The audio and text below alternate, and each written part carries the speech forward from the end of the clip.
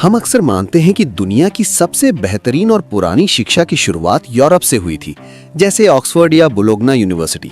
लेकिन उन यूनिवर्सिटीज की नींव रखे जाने से 5 सदी यानी 500 साल पहले भारत के बिहार राज्य में शिक्षा का एक बहुत बड़ा केंद्र पहले से ही फल फूल रहा था। नालंदा महाविहार यूनिवर्सिटी का कैंपस 14 हेक्टेयर में फैला था, जिसमें 10,000 छात्र और 2,000 शिक्षक रहते थे।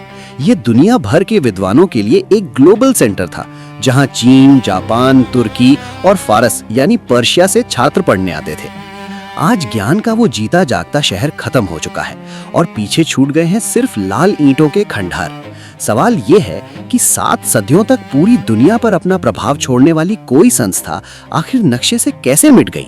ज्ञान की एक सटीक मशीन। नालंदा ज्ञान और बौद्धिक तरक्की की एक बहुत ही सटीक मशीन की तरह काम करता था। इस तरक्की को एक बेहद सख्त एडमिशन प्रोसेस से सुरक्षित रखा जाता था। यूनिवर्सिटी के गेट पर ही सबसे बेहतरीन विद्वान बैठे होते थे, जिनका काम हर नए छात्र का टेस्ट लेना और ज्ञान की गहराई ना होने पर उन्हें तुरंत रिजेक्ट कर देना था। यहाँ का नियम बहुत शानदार था। हर शिक्षक को सिर्फ 7 छात्र दिए जाते थे, ताकि वो आपस में गहराई से चर्चा और बहस कर सकें। यहाँ पढ़ाई जाने वाली चीजों में विज्ञान, चिकित्सा यानी मेडिसिन, वास्तुकला यानी आर्किटेक्चर और गणित शामिल थे। शून्य को एक अलग अंक की पहचान देने वाले महान गणितज्ञ आर्यभट्ट इस यूनिवर्सिटी के प्रमुख रह चुके थे। इसका कैंपस भी बहुत सोच समझकर बनाया गया था।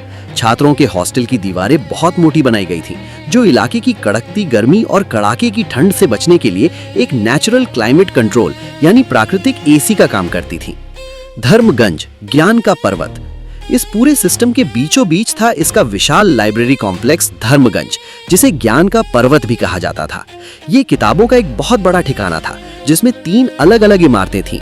इनमें से सबसे बड़ी इमारत 9 मंजिल ऊंची थी। इसके अंदर विद्वानों ने ताड़ के पत्तों पर लिखी 90 लाख से ज्यादा पांडुलिपियां संभाल कर रखी थी, जिनमें उस दौर का हर बड़ा वैज्ञानिक और दार्शनिक ज्ञान मौजूद था। ये लाइब्रेरी पूरी दुनिया में ज्ञान का सबसे बड़ा खजाना थी, जो इसे एक बेशकीमती दौलत भी बनाती थी और दुश्मनों का सबसे बड़ा निशाना भी। विनाश की कहानी। सन 1193 ईस्वी में हमलावर बख्तियार खिलजी बहुत बुरी तरह बीमार पड़ गया। जब उसके अपने हकीम उसे ठीक नहीं कर पाए, तो उसने किसी भी गैर मुस्लिम डॉक्टर से दवा लेने से साफ मना कर दिया। जब उसकी हालत बहुत ज्यादा बिगड़ने लगी, तब जाकर वो नालंदा के आयुर्वेद के ज्ञाता राहुल श्रीभद्र से इलाज कराने को राजी हुआ। श्रीभद्र ने उसे एक बहुत ही स्मार्ट मेडिकल हैक से ठीक किया। उन्होंने खिलजी की कुरान के पन्नों पर दवा लगा दी। जब खिलजी अपनी उंगलियों पर थूक लगाकर पन्ने पलटता, तो वो अनजाने में अपनी ही बीमारी की दवा खा रहा होता था। लेकिन जब खिलजी को ये एहसास हुआ कि नालंदा का ज्ञान और चिकित्सा उसके खुद के साम्राज्य की काबिलियत से कहीं ज्यादा बेहतर है, तो उसने इसके लिए कोई धन्यवाद नहीं दिया। इसके बजाय उसके अहंकार को गहरी ठेस पहुंची। बदले और अहंकार की आग में उसने अपनी सेना को नालंदा के विद्वानों का कत्लेआम करने और धर्मगंज लाइब्रेरी को आग लगाने का आदेश दे दिया। वो लाइब्रेरी लगातार 3 महीनों तक जलती रही। सदियों की इंसान की तरक्की, वैज्ञानिक खोजें और ज्ञान जलकर धुएं में उड़ गया। ज्ञान का न रुकने वाला प्रवाह। ये खंडहर सदियों तक जमीन के नीचे दबे रहे, जब तक कि 1800 के दशक में ब्रिटिश खुदाई में इस खोई हुई यूनिवर्सिटी को दोबारा नहीं खोज निकाला गया। हालांकि यहाँ का सारा ज्ञान पूरी तरह से खत्म नहीं हुआ था। हुएनसांग नाम के एक चीनी विद्वान ने इस खतरे को पहले ही भांप लिया था। वो किसी तरह नालंदा से लगभग 700 किताबें निकालकर चीन ले जाने में कामयाब हो गया, जिससे नालंदा के काम का एक बहुत ही महत्वपूर्ण हिस्सा बच गया।